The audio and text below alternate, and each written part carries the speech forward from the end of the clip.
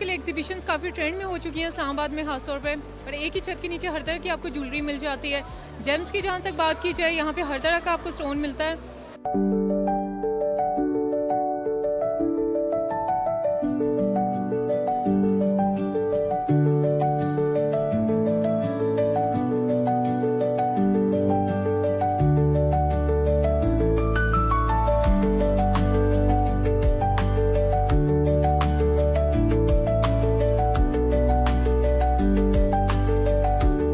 आजकल एग्जीबिशंस काफ़ी ट्रेंड में हो चुकी हैं इस्लामाबाद में ख़ास तौर पे, और एक ही छत के नीचे हर तरह की आपको ज्वेलरी मिल जाती है।